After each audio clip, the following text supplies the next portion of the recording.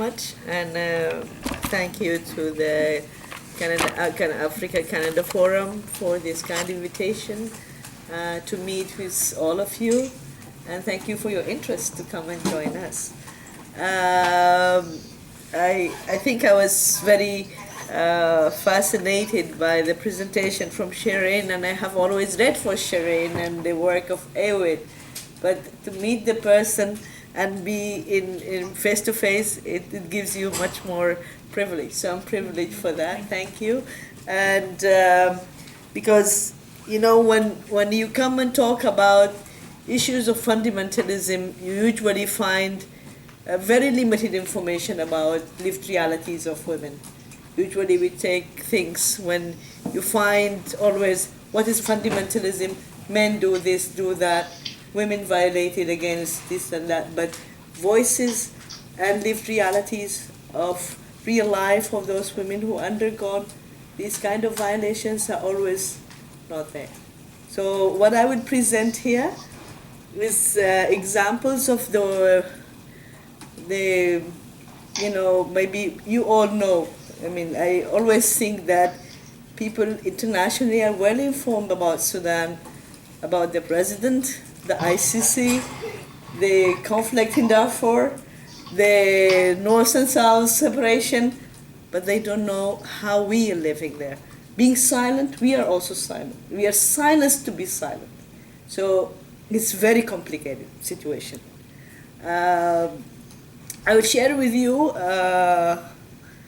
these 25 years. Salmmah, the organization I was one of the founders as well as the director for like around 8 years, worked for 17 years.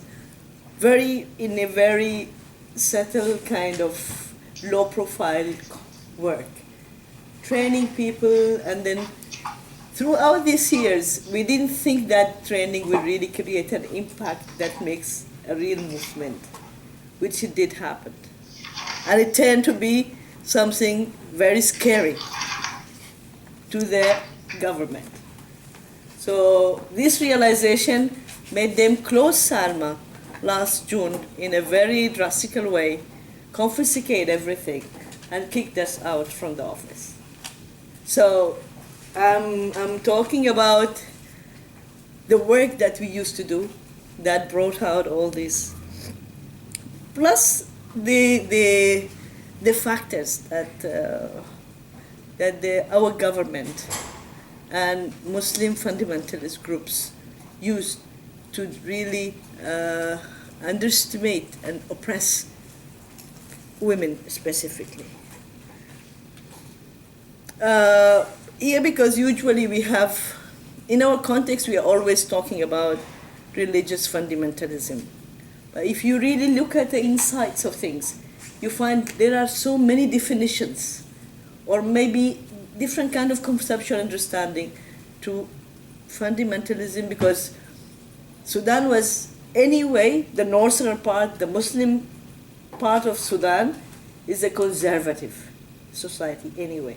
So conservative societies today can also be taken into, you know, a kind of restricting women's mobility, restricting women's dress, different kind of thing, but not in a very aggressive way. I mean, that doesn't have laws, it's more cultural.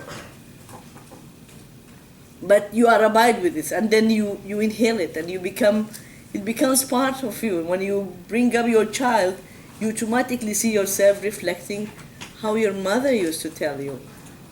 Don't sit like this, close your legs, don't lie when men are entering, you know, these kind of things. So it is at the end of it, it reflects something. So religious fundamentalism, I was looking at analysis was made by Erin, represented in their conference of 2008 in Cape Town, that they defined how religious fundamentalism is all about. And then with that connection, women living under Muslim laws also looked at, okay, this is not religious fundamentalism also, it's political Islam. Okay, no, it's not only political Islam or religious fundamentalism, it's also conservativity. We are also subjected to violence at different levels. So these debates, what's going on? And our connection with these networks, I was looking at, okay, what are we perceiving here? What is the way, what is the tools and approaches that our government or our Muslim project that has been utilizing? Is it Muslim fundamentalism? Is it political Islam? Is it just that of our conservative life? They're just tidying up some things? No, it is actually came into every one of them. Every extreme. I was having a discussion with a Saudi friend at York University here in Toronto. She said she looked at the laws of criminal code and personal code of Sudan, and she said, you people, your government have used all restricted windows of Islam in all madhab and fiqh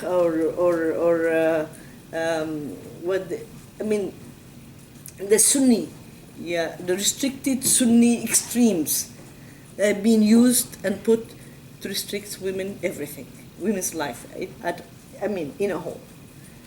So that's what they used. If you look at Christian fundamentalists, or you look at Buddhists, or you find that every tool that's been used, because Erin has done quite an interesting research on identifying these tools, like mobilizing youth, how to mobilize them, economic empowerment, all these kind of things. Our government used everything. It was quite surprising to us to see, when we were breaking down these tools, that how that reflected on our lives.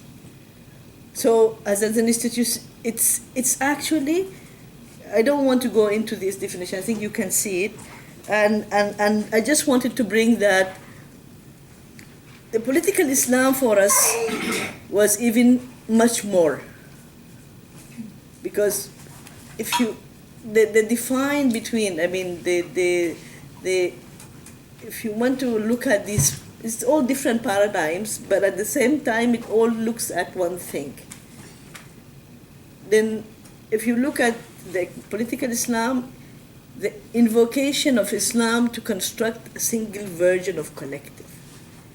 See that you don't have the right to perceive any kind of religious sects or religious different way of your either tribe, our context in Africa, or your group that you are affiliated with, your clan, and Sudan has lived always what we call popular Islam, which is very much based on the Sufi movement and Sufi sects that came from West Africa, the Tijani, the Qadiriya, and all these made our Islam more easy, and people use it like we are just Muslim, become like we inherit that, but we're not restricted to anything. So dress was never restriction. You can wear short skirt, sleeveless, and walk on the street. I am maybe the last generation who lived that, at least in university, where I've never experienced sexual harassment in that context. People used to see it's so normal. But to have this, make that collective mind that makes everybody suddenly in 1991, I'm talking between 1980 to 1989, in 91, suddenly we used to hear in news, in radio, someone will say, every man has the right to stop every woman that she's not wearing the so-called Islamic dress. There's no definition of that dress. So if you're working as normal that you used to, then you get to court. And if you get to court, then you are lashed 40 lashes in public. I'll come into that later. But this is how it has been imposed in transforming, forced transformation or indoctrination of people's social life.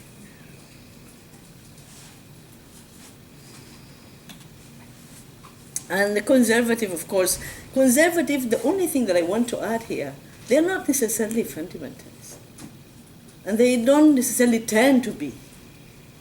It's just kind of a protective, maybe more protective kind of, and you know, it's the normal thing that usually very patriarchal. It's challenging, that's always to break that family chain and love, that your family will tell you that we love you, that's why we don't want you to be facing any kind of violation if you go outside. And that happens in many, many contexts.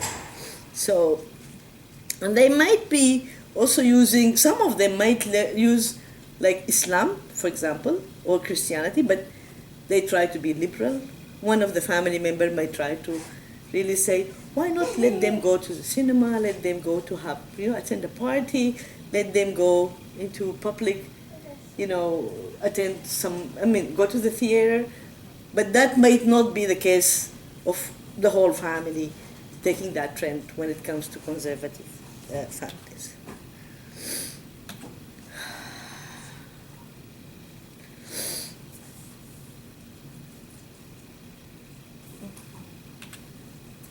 Okay. Oh, what did I do? I will go very quickly with the background. Sudan was the largest country in Africa, with an area of approximately 2.5 million square kilometers before the referendum, which now I really don't know the size of my country anymore. International boundaries we were surrounded by 8 neighbor countries plus the Red Sea, which it's quite complicated for Sudan to have. In the west, Chad, Central Africa, and then in the south to have Congo, and then turning east-south, Uganda, and then Kenya, Ethiopia, then Libya, Egypt, and the Red Sea. So it's quite complicated. Today, all this area is burning in different ways. And they have contributed to what we have, and we have contributed to what they have. We'll come to that also.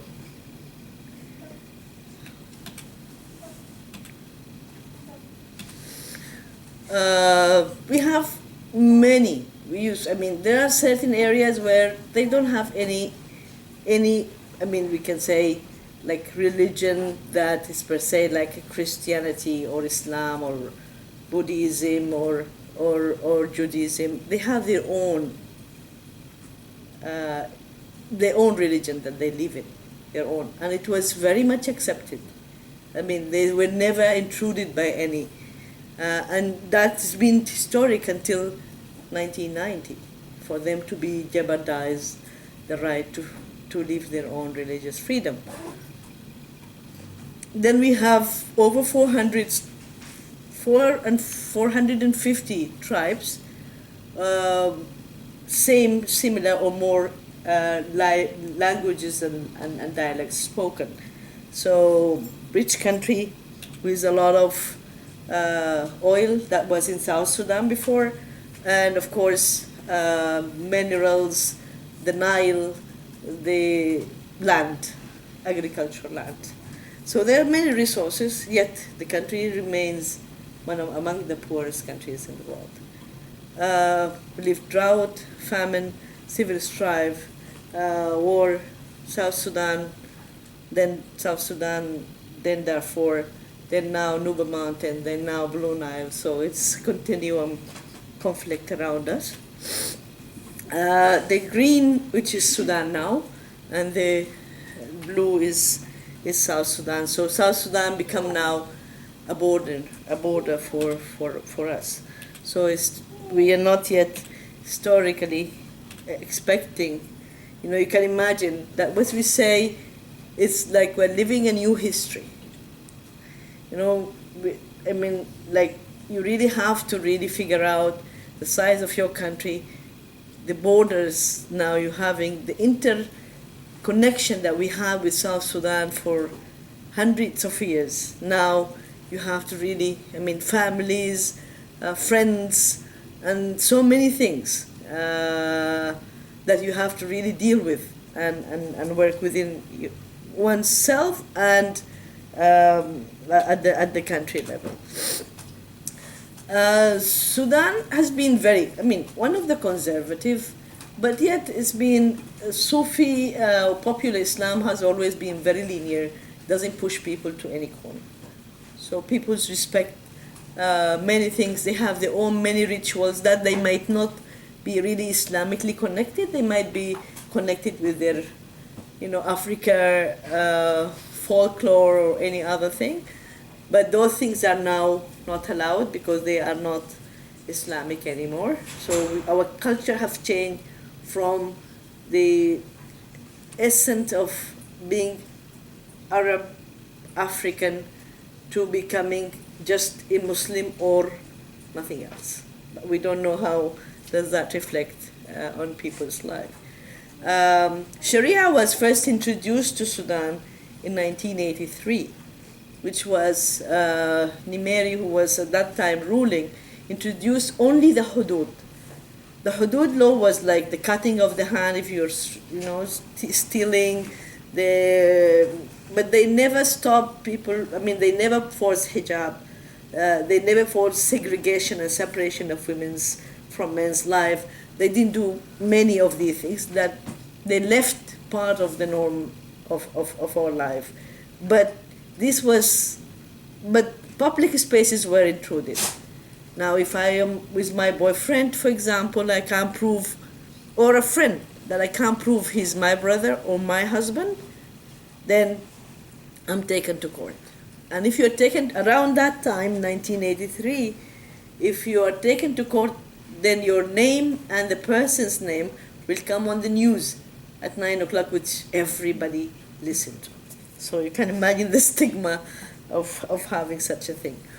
One of the things that we still feel has been very complicated, that we never lived democracy that gives people the essence of what it means. First democracy we had is just 1 year. The independence of 1956 to the end of 1957. Then we had a coup, military coup that took place. Then another revolution that took place brought another democracy, 1964 to 1969. Then we were ruled again by a military group who made a coup in 1969, and then until 1985, then we had also another riot and intifada that people overthrew Nimeri, and then had another between 1985 to 1989, another democracy, which really doesn't give a chance to be mainstream it as part of people's life. So then this military fundamentalist government came into power in 1989 to date. Bashir still wanted to elect himself for another 5 years after completing 26. Since 1989, we've been ruled by Islamic fundamentalism, which confirmed its construction of Sharia to social, economic, legal, and political life. On the street, women have to be wearing hijab. That for them, this is what they say, this is what confirms that they have confirmed Sharia is in the right track when women are in veil. And everybody goes to the mosque, from Subh prayer in the morning, early morning, to the Isha in the night. And everybody fasts Thursdays and Mondays and Ramadan. And all these kind of small things that they wanted to create. They said Sudanese were not really true Muslims. So for them, they wanted to really make us a good Muslims. Everybody, not few. So they made a project. They call it the Civilization Project. The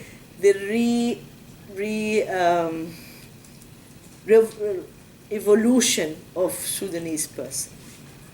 So that was a project, They did study in the whole context, and they started really looking at, and they started working in areas where people are not really educated, where illiteracy is very high, and religion for them is something that they clicked. Oh, you said we were not doing things, because, for example, after we pray Isha, people go and drink alcohol. This is the normal life of Sudanese people. We used to have sex work was accepted legally.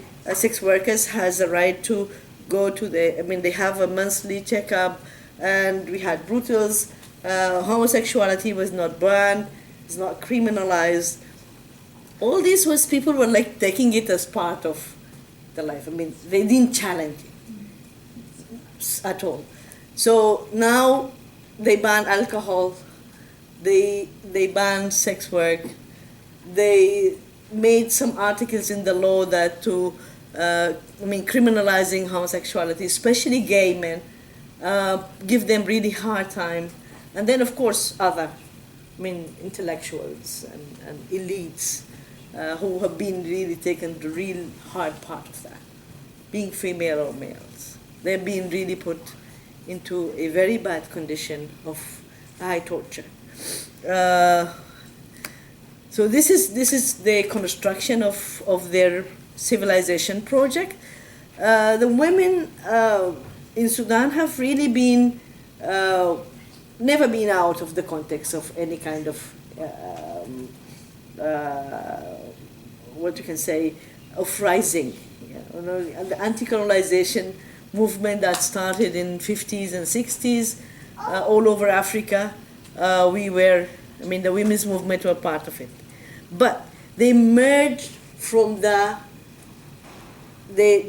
anti-colonization movement. And that has its positive and negative part of it. The positive part of it is the creation of the voice, the space. They were more political. They really were out. They used the public spaces. But that brought only the educated women. Women who have been in secondary schools, who've been teachers, nurses, midwives, people who knows how to read and write, who really challenge and really think of the importance of rights. The rest were out of that. So this is one of the negative part of it. They not only that, but also the patriarchal thinking were never challenged in that process.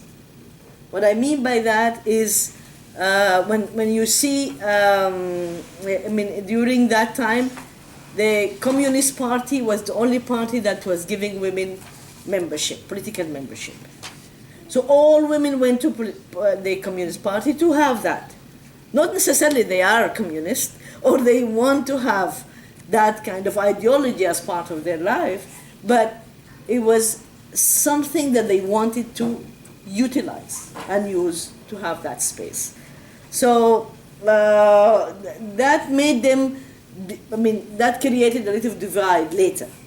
When the realization of other movements, of other parties, that they felt that women could be a good number, not necessarily equality, but a good number for elections, for anything. So why don't we also open membership? So that distracted the movement as well and made women in small groups, which they don't have a pool that brings them together, which the pool remained with the Communist Party. And after that, they didn't want to go into that.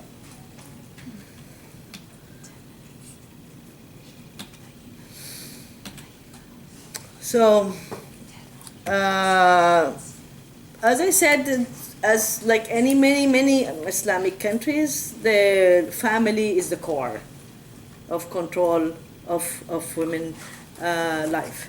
And therefore, the family institution is masculine, is patriarchy, is, power, whatever. Choosing, you can have the right to choose and marry. It could also force you into marrying. It force also child marriage as well. So it went into that. Gender roles also are challenged a lot. Then that made the legal system based on that kind of understanding and thinking. So the criminal code, the personal code, for example, the personal code states 10 years as the age of marriage. And the criminal code says, according to, if you are a married woman, that means you are subjected to the criminal code to have, as a consent. You have the consent to be treated under the criminal law. So that could be 10, that could be 11.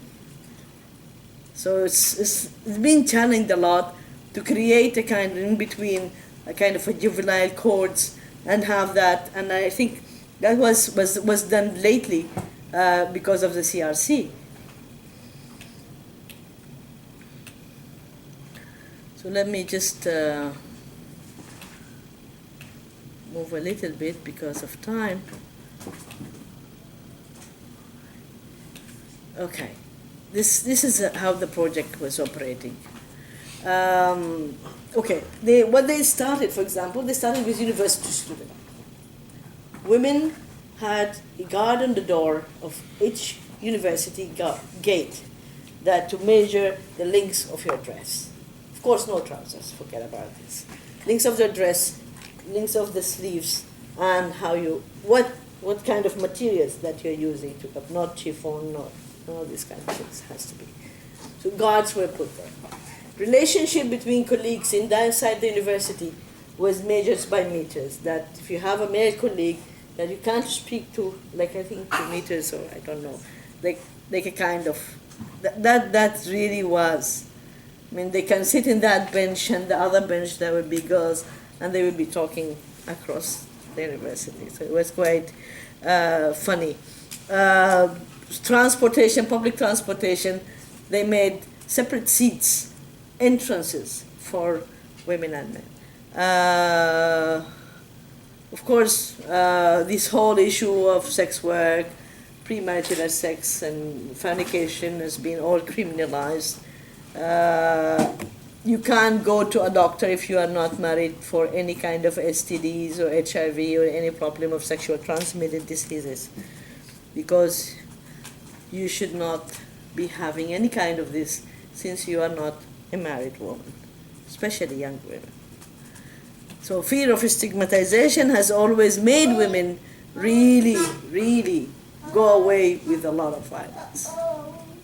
And the dress remained one of the big challenges for the women's movement and the civil society. Civil society played a great role. Like, I'm not saying that there is no hijab, there is hijab. But people have made their own way of getting out of it and enjoy what they wear.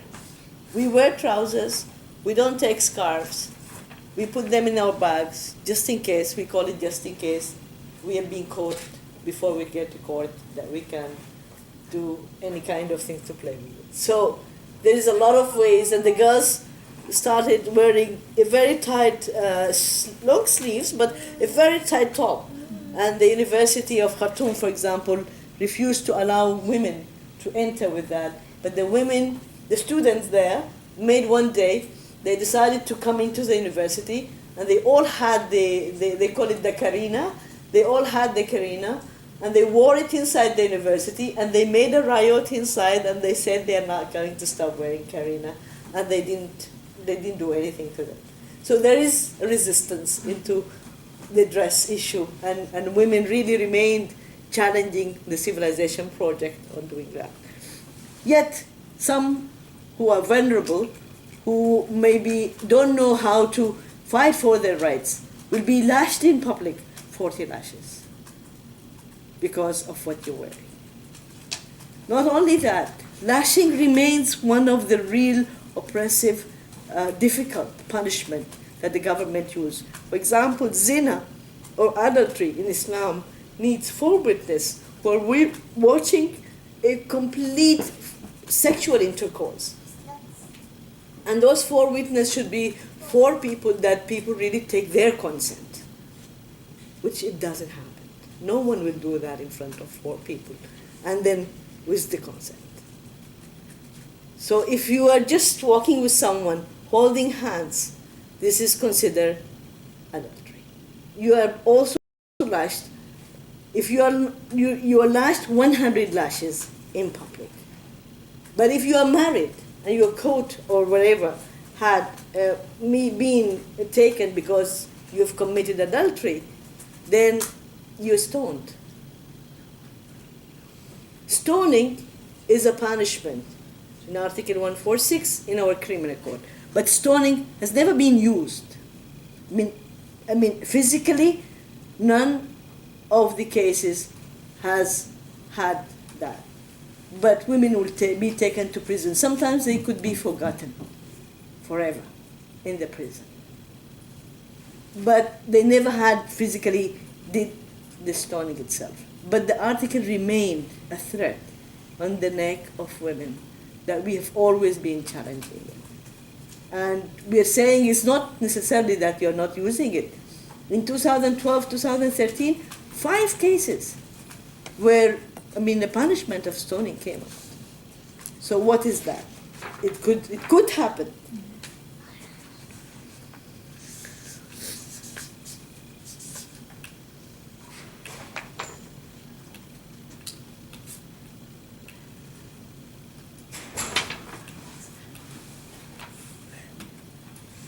Let me just go to strategy, and this is very important too. The limit scope of reproductive health services. We used to have very good reproductive health services and clinics that was made by UNFPA in different parts, even in villages. That was closed down. Condoms are not allowed to be distributed.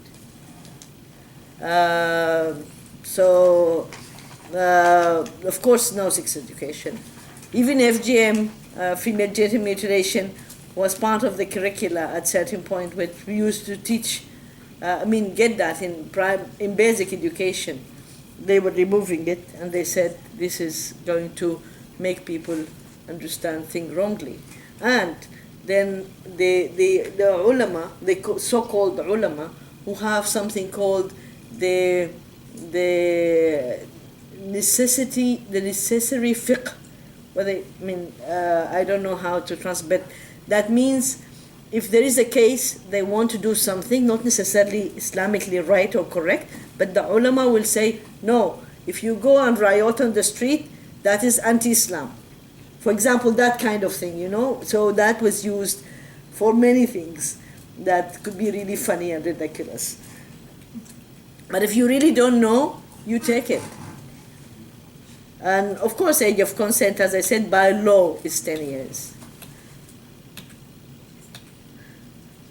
So there is a lot of things. Civil society have been working on looking at the needs of changing and the strategies that we need to go for. One is changing Sudanese laws. Of course, we need the networking and the support, international and regional, and that means that spreading these stories and making those voices out for people to know. Support of the government, because the government now, because of the situation, international community is not interested to support the government. So we remain with problematic police, problematic judges, and legal system that doesn't have any kind of essence of feminism or gender or women's rights. Sudan has signed many treaties, and those treaties are never integrated into the system.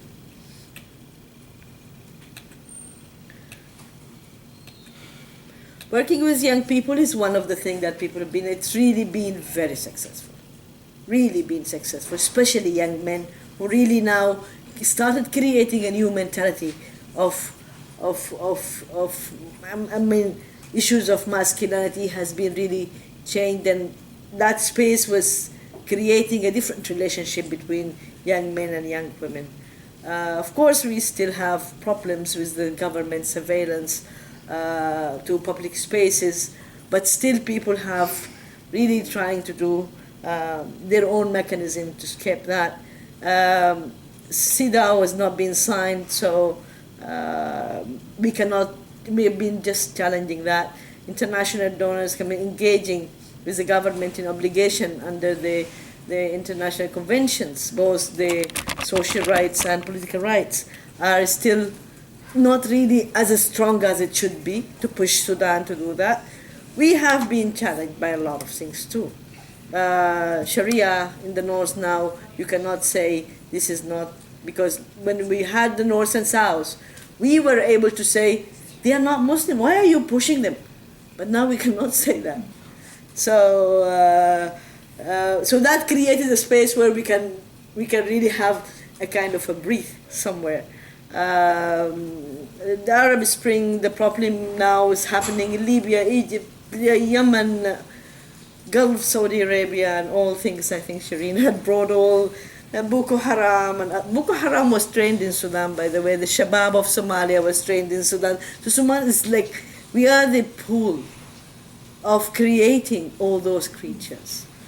So we need to really come out of this and bring this out to really make the international community. For us here, with the connection with Canada, I think Inter-Paris has been supporting really good, giving us good support, not only financial support, but also these kind of interactions, talking to government, civil society, meeting people in Canada is one of the things that we have been doing since the last almost 10 years. So it was very useful for us. Connection with the Canadian Embassy in Khartoum was great.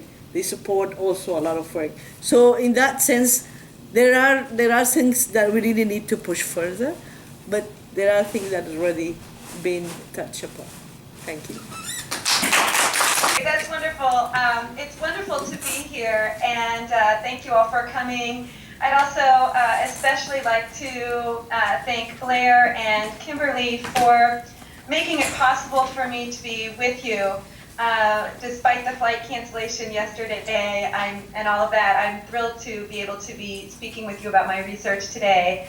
I'd also like to thank Fahima for a wonderful talk on Sudan, and point out that the case of reformist Sunni, or sometimes what we understand as fundamentalist Sunni movements in Senegal, is very, very, very, in a very, very different social context than what Fahima describes is the case in Sudan.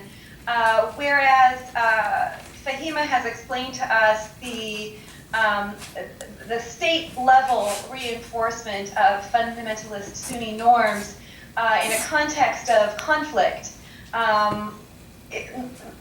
broad conflicts and many sorts of conflicts. This is not the case in Senegal.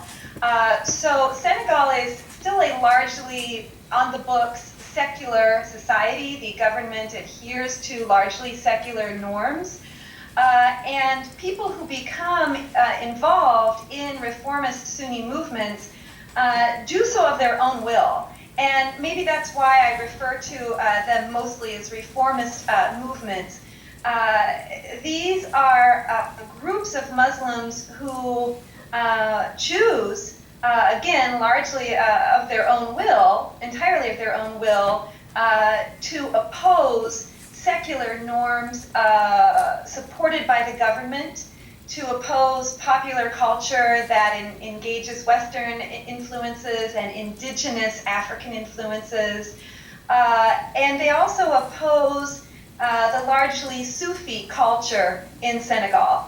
They are a small proportion of the Senegalese population. In my years working there, I would argue that they are at a maximum 5% of the population and perhaps 10% of young people.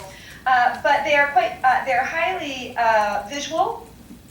They are easily noticed in urban milieus in Senegal, and they have done quite a bit to change religious culture and political culture and some popular culture in Senegal. And I think this is what makes them interesting and important. And also to point out that they are one case out of many in West Africa. So we see reformist movements inspired by conservative Sunni norms coming from the Gulf, coming from North Africa. We see these throughout West Africa. And they do have a very, very powerful impact on women's lives and women's choices with respect to those women who belong to these movements. So by the end of my talk today, I'll be speaking a little bit about how folks in non-governmental organizations who come from the West can, in West Africa, in Senegal, in Guinea, in Burkina Faso, can reach out to these movements in order to offer various forms of assistance to women particularly. So I will get to that today. I'm kind of a reader, although I just talked a lot. I like to talked off the cuff a lot. I like to read my speeches. So I will go ahead and start reading. And Blair or Julie, if at any point I go on too long, I'm pretty sure I timed this for a little bit under 30 minutes. Just, I guess, start saying stuff into the mic, and I'll skip over things. Okay, that's great. Sound good? Yes. Yeah. Okay, so I'll get going. All right, so today I will explain the way Senegalese Sunnite women, they call their organization Sunnites. One point to note is most people in Senegal are Sunni Muslims, although they tend to adhere more to Sufi norms. So today I will explain the ways Senegalese Sunnite women, or women who participate in Muslim reformist groups that aim to purify Senegalese Islam by retraining it to the practices of the era of the Prophet Muhammad and his companions, create politicized and gendered meanings as well as religious and social agency in the rapidly changing urban space of Dakar, Senegal, the capital, through veiling, Islamic education, entrepreneurial settings, and also in the context of marriage. To close, I will make some suggestions for how non-governmental organizations can conceptualize programs that reach the rapidly growing communities of reformist Muslims, not just in Senegal, but throughout West Africa. For several years, I have mulled over the differences between the largely spiritual and ethical forms of agency devised by the Egyptian revivalist women in Saba Mahmoud's renowned research, and spiritual and ethical, but also highly politicized agency of female revivalists in Senegal, a 95% Muslim country in sub-Saharan West Africa. Women in both groups, both Mahmoud's subjects and the respondents that I work with, base their activism on honoring the Sunnah or the traditions of the Prophet Muhammad and his companions through dawah, encouraging others to join in the proper practice of ritual and Quranic study. However, my respondents appear distinctly more politicized than Cairo's female adherents. In her work on Cairo's Dayat, or female practitioners of Dawah, Mahmoud challenges the conventional academic assumption that agency means defying hegemonic norms. She argues that agency, defined as self-efficacy, can instead mean disciplining the self in order to embody accepted norms which lead to desired material or esoteric achievements, much like a ballet student who submits herself to the rigors of training in order to attain virtuosity. Mahmoud finds that Cairo's Dayat devote a great deal of moral and physical energy to learning how to internalize the Islamic feminine virtues of modesty, docility, and piety, and they use veiling, correct ritual performance like prayer, and Quranic study as ways to cultivate these ideals. The Dayat do not share most Egyptians' liberal nationalist views of prayer as shaping responsible citizens, or as the Egyptian state used to, nor do they support Islamist male intellectuals' concept of hijab as a badge of Arab nationalism. Instead, they see both primarily as the means to inculcate pious sentiment, and they reject any notion of their endeavors as politically symbolic. Yet, Whereas Mahmoud finds that Cairo's revivalists do not actively engage in political commentary, young Dawa participants in West Africa have joined long-term Sunni reformist trends in their countries that consistently critique other forms of Islamic practice, as well as the colonial and post-colonial government's longue durée of complicity with Sufi Muslim orders. In the last 2 decades, information and commodities propagating revivalist Sunni ideals from Arab and North African countries have flooded markets and airways in the West African region. Largely opposed to indigenous Islamic forms, young sub-Saharan revivalists idealize images of Arab religiosity as proper practice for Islam. West African women's engagement in Dawah has thus been as political as it has been spiritual and moral. Some background on Senegal's Sunni revivalist movement. Since the 1930s, it has consistently opposed what the movement refers to as Sufi leaders' economic exploitation of Sufi adherents and political complicity with the state. By the 1940s and 50s, a number of young Quranic scholars sympathetic to this problem left Senegal to attend theological schools in Algeria and Saudi Arabia. Upon returning home, they established a number of organizations like Harakat al-Falah, Union Culturelle Musulmane, Jamaat Ibad ar-Rahman, which, in addition to challenging the state's clientelist ties to Sufi groups, particularly a group you may have heard of, the Mouridia, or the Mourids, the Sunni revivalists advocated Quranic literacy and strict adherence to the Sunnah.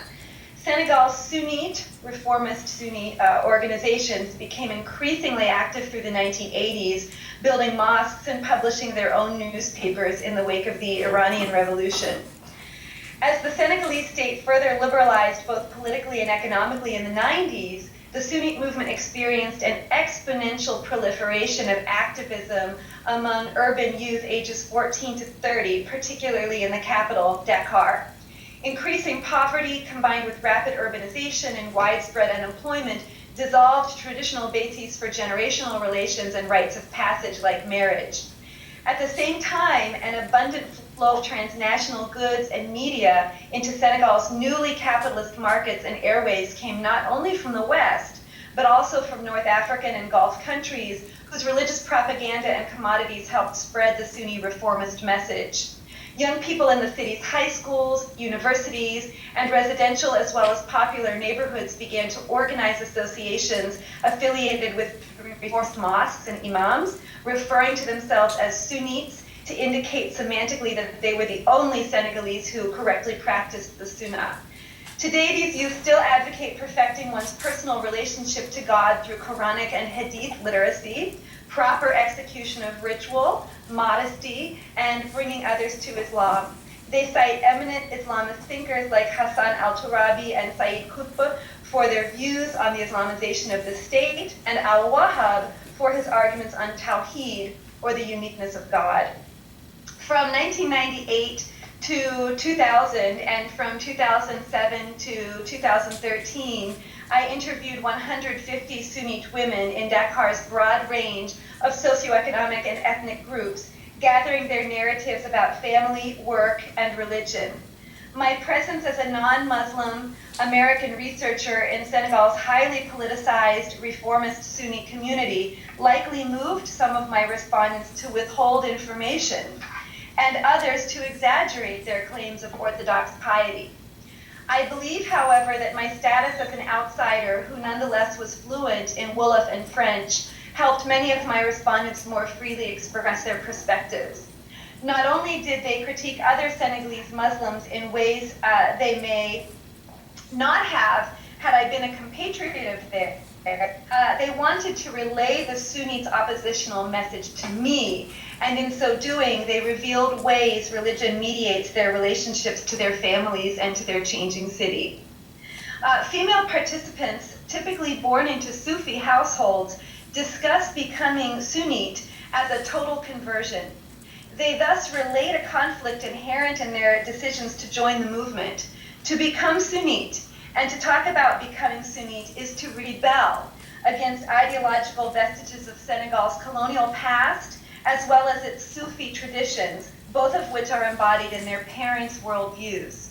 They cultivate piety by disciplining their sentiments and actions, but also by using politicized critique to distance themselves from their elders' Sufi ways, which they view as religiously deficient and as a hindrance to social progress.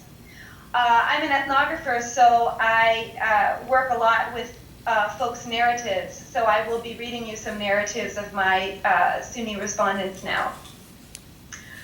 For example, my Sunni respondents contrast their understanding of the importance of hijab, or veiling, as communicated in liturgical texts, to what they term their parents' ignorance of written proof that women should veil.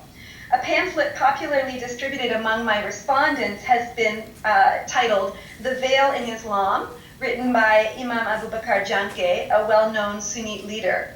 In it, he writes, "If we look at contemporary society, we see sex, violence, and horror as currency.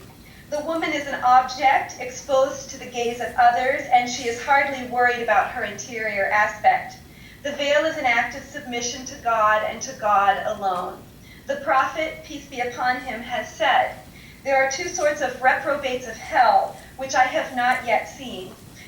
Men holding whips like oxtails with which they strike believing peoples, and dressed women, naked, disobeying, and attractive, whose heads resemble the humps of camels. These will never enter paradise.' The veil is therefore today a defiance of ignorance, a proof of courage and determination for all believers who have been warned, and an act of faith." Imam Janke's words exhort women to veil to protect themselves from Dakar's social chaos as well as God's punishment. He closes with words of encouragement to young women, implicitly refuting other Senegalese, both secular and Sufi Senegalese folks, criticisms of the movement. Female Sunnis, he argues, are not manipulated dupes. They obey God's command to veil, and this means that they are courageous and determined.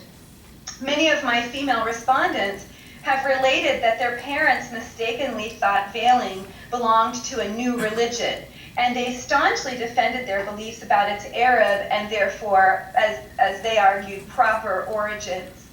When narrating their family confrontations, they always referenced the Quran, as did my respondent Penda, a middle-class engineering student. She explained, "My dad said we are murid. You shouldn't veil. The problem with our parents is that they don't study religion. In Senegal, we are Muslim, but Muslim by conviction. We don't study why we should do things, why we should pray, why we should fast. My dad doesn't read the Quran, not even in French. Here in Senegal, it's the Sufis that dominate. Me and my sister are the first people to have ever veiled in the family. We have had disputes with our aunts who live in Europe who say we are terrorists." And Supaina, a member of the Jamaat Ibadah Rahman, stated, "The problem we are finding is mentioned in the last sermon of the Prophet, that we should refer to the Quran and the Sunnah, whereas our parents are basing their religion on innovations. Innovations are practices after the Prophet was here. For example," and this is a Murid leader, Sheikh Ahmadou Bamba, considered the founder of the Murid, of the Sufi organization, and others based entire books on innovations.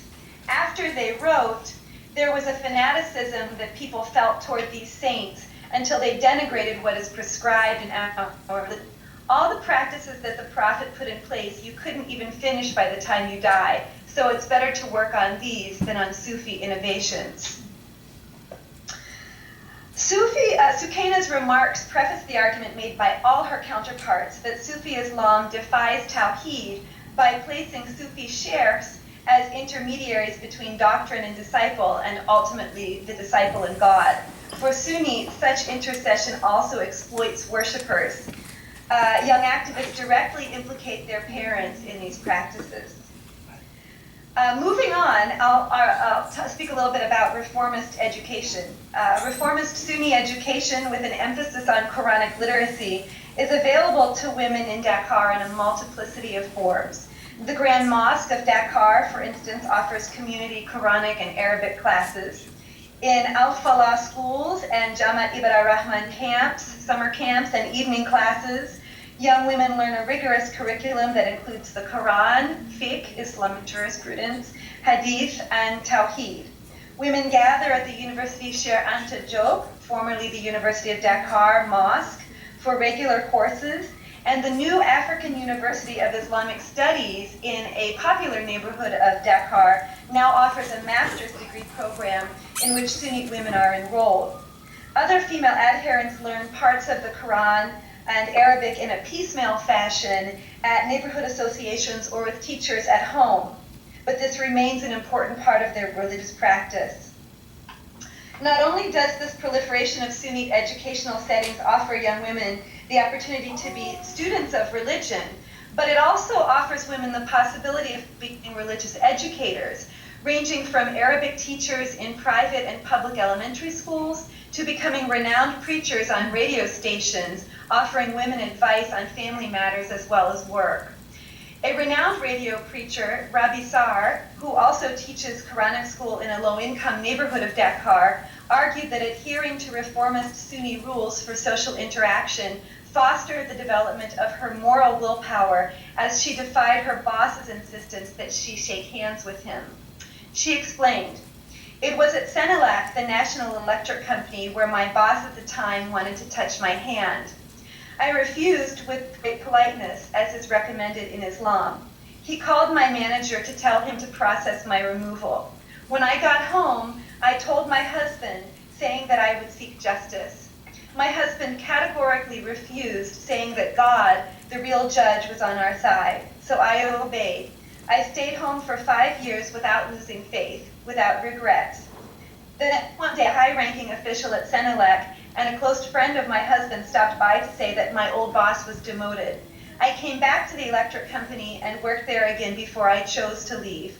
When I did, thank God, I was able to open a school where I teach the Holy Quran."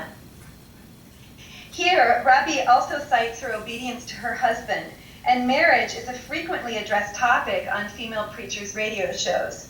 Although women in the movement are encouraged to practice patience and understanding with their husbands, many of my respondents registered a great deal of frustration with polygamy, a common practice in Senegal, which occurs at a higher rate among young Sunnis than among other young Senegalese.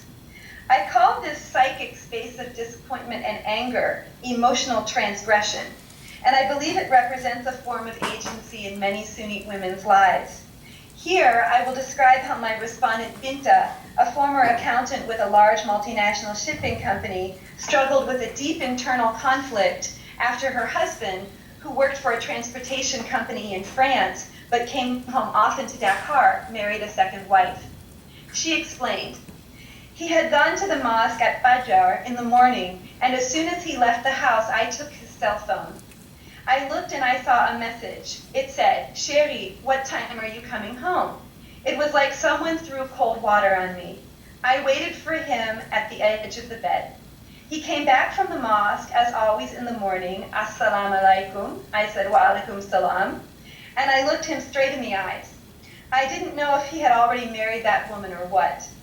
He shrieked, 'What? Why are you looking at me like that?' I gave him the cell phone. He looked like he had had the shock of his life. He didn't understand because it was his microchip from Paris. He didn't think the messages would show up here. That was the hand of God. After he understood, he said, 'I wasn't going to talk to you about this now, but since you're digging around in my stuff, sit down and I'm going to talk with you.' I said, 'Wait, I'm going to pray.' He insisted. I said, 'I'm praying.' And I did my ablutions slowly, like it was my career. After, he said, 'I took a second wife, but not here, in Paris.' I told him, 'May God grant you a wonderful marriage together. May God grant you long life together. May God grant you many children.' Then I took my Quran and I went into the living room. I started to read and I said to myself, 'You heard him. You no longer have the right to cause trouble. You have a co-wife now.' But I had a delayed reaction, when you lose someone you love. But when he told me he was going back to France, I told him I would tear up his passport. And I did. I wanted to show him that I could be a player too. So I waited until he leisurely left his computer bag. He'd gone to the mosque or I don't know where. I looked in his bag, and there I saw a receipt for a fancy hotel, Monsieur Alioune Tall and Madame Ta Ta Ta, and I ripped that up. I threw that in the middle of the bed. Next, I looked at the passport. I didn't want to rip up the whole passport. It wasn't worth the effort. So I looked at the page that said Visa, French Embassy, 1 year, and I ripped that page up. I had to do it because I didn't want him to lead this life, especially with that woman in Paris waiting for him with the tasty dishes that she'd made working so hard. What she made there, she was going to eat herself. When he came back from the mosque, he said, "Wow, the floor is just covered with stuff." And then he saw. He said, "Get your bags together. You are going to your parents." I said to him, "No, I am not leaving your house, not without my kids. You didn't marry me like some vulgar dish rag." He called my dad saying all this stuff about what I did. What could my dad do? Nothing. Ultimately, Binta's anger has become sadness. She lives alone in a large, luxurious house with her 3 children, and her husband rarely visits. She says she is contemplating divorce. As I was leaving, she showed me a purse her co-wife had sent her from France. It had 2 hearts hanging from the zipper. With a sad look in her eyes, Binta said, "My co-wife said the 2 hearts stand for me and my husband." She really is a nice person.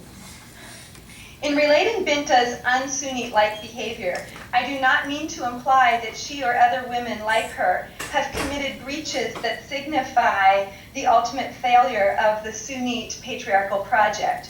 My respondents remain firmly committed to the movement's norms of male dominance and female submission. I am suggesting, however, that these spaces of psychological resistance, these emotional transgressions, may never be resolved for some Sunni women. These emotions may just not be retrainable. In my respondent Aisha's case, marital discord led her to a successful career as an entrepreneur. So now I'll tell you Aisha's story, and then I'll wrap up with some suggestions about looking at women's agency within reformist Sunni movements. When I met Aisha, who is now 40, in the late 1990s, back when she was in her 20s, she held a top leadership role in the women's mosque at the University Cher-Anta Diop. From a solidly middle-class, non-Sunnite or Sufi family, she had begun veiling in high school. This was a sign of defiance against Sufi norms at the time. When we first met, she still covered with a long skirt, a loose long-sleeved shirt, and a veil that she wrapped tightly around the contours of her face and draped around her shoulders. On dressy occasions, she would sometimes wear a sharp blazer and pantsuit with her headscarf. By the year 2000, however, Aisha had decided to wear a dark chador that fell to her feet in an effort to deepen her faith. By 2007, she had begun to wear the niqab, or face veil, when she went out. Around this time, Aisha opened a hair salon for Sunnite women that she called Coin des Sœurs, or Space for Sunnite Sisters, and which only offered beauty services that adhered to reformist prescriptions for female adornment. Hair attachments, plucking eyebrows, and nail polish would not happen there, and a man could never enter, and therefore view any of her clients with their heads uncovered. This was a moment of great difficulty in her life. Her husband, with whom she had had a son, had stopped supporting them after marrying another wife. However, Aisha also opened the business for moral reasons. She had been working at a French-owned telemarketing center. She was hired for her excellent language skills, but she was turned off by the fact that the management asked her to lie to clients in France and say that she actually was French, when she considered lying to be a sin in Islam. Lastly, Aisha opened the salon because she saw a business marketing niche. A self-described pivot point for Sunnite alumni from the university, she explained, "My idea at the beginning was to open up a space for women who veil, and I felt a need to initiate such a project because most of the time when women went to other salons, it wasn't appropriate for their Islamic convictions." Aisha had no money to start the salon, so she was forced to take out a loan. For advice on this, she consulted a young reformist Sunni man who was a former accounting major at the university and had gone on to establish a private Sunni school, as well as one of Senegal's leading Islamic lending associations. This man lent her the money, and she opened her salon in the small apartment she shared with her son in a sprawling low-income neighborhood of Dakar.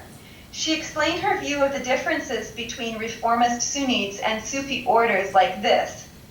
The Sunnites, at a certain point, felt they were a minority group, and very often when they spoke, people did not want to listen to us.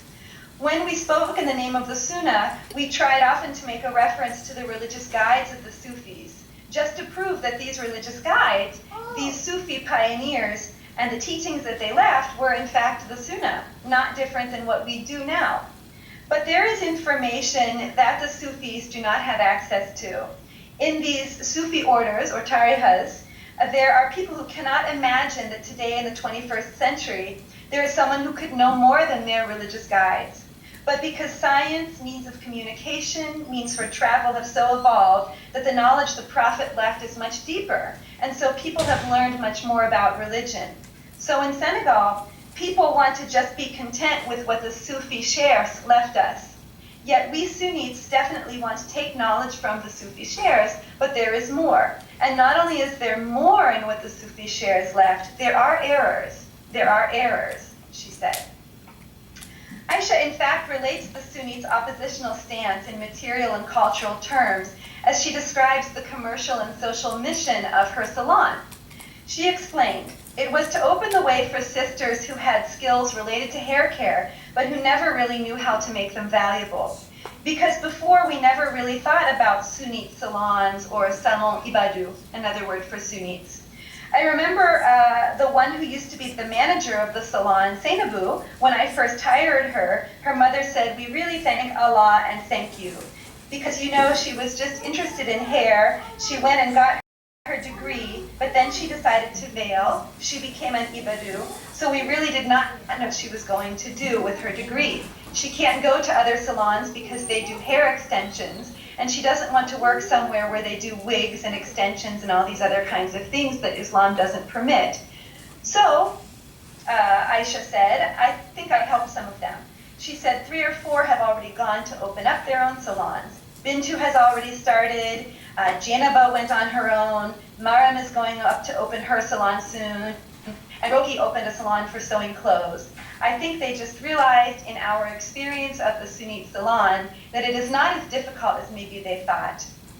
The other goal was just to try to contribute a little bit to the development of the Sunni entrepreneurial sector, because I noticed there are people from the Murid Sufis who work in many areas, and they are like a powerful lobby.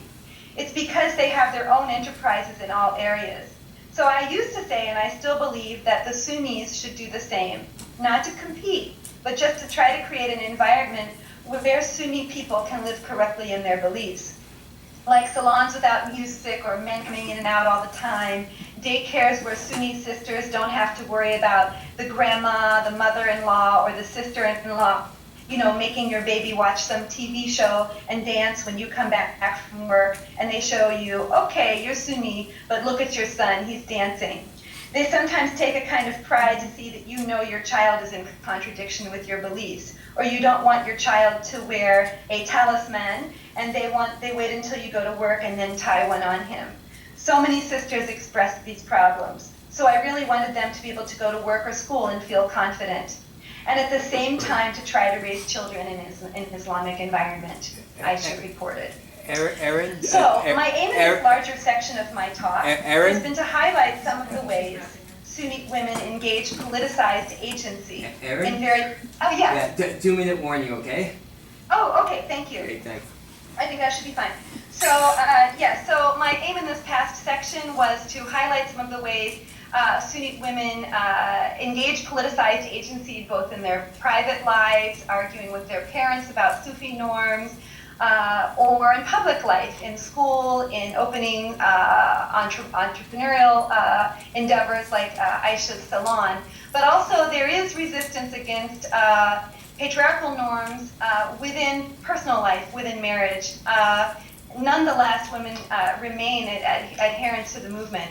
So very quickly, I'd like to say a few words about non-governmental organizations and how Westerners can think about this growing segment of Muslim women in West Africa.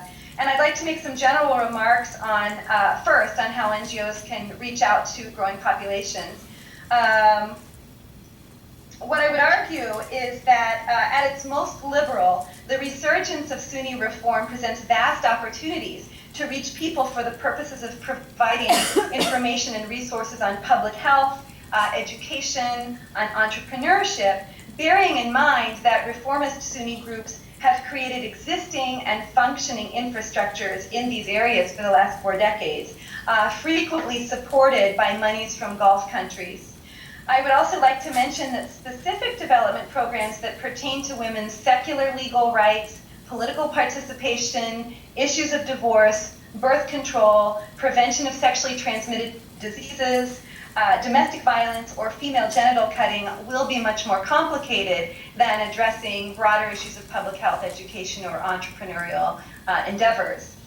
Many Sunni reformists are highly skeptical of Western aid initiatives in these regards and view them as imperialist, even Western government-run conspiracies to harm Muslims. Therefore, programs related to the social problems I have just mentioned require the approval of male Sunni leaders and the ambassadorship of female leaders to successfully reach Sunni women. In many cases, Sunni communities seek Islamic and non-Western solutions to these problems, and so seeking the cooperation of reformist Sunni leadership through mutual discussion about ways to help that adhere to or do not transgress Sunni norms, and also maintaining a consistent relationship with Sunni leaders is a must for folks working in non-governmental organizations. This cross-cultural sort of dialogue is highly accessible, as reformist Sunni groups have traditionally been eager to discuss their activism with others, and because reformist women maintain high levels of community engagement even as they reinforce the Islamic values of modesty and privacy. So thank you very much.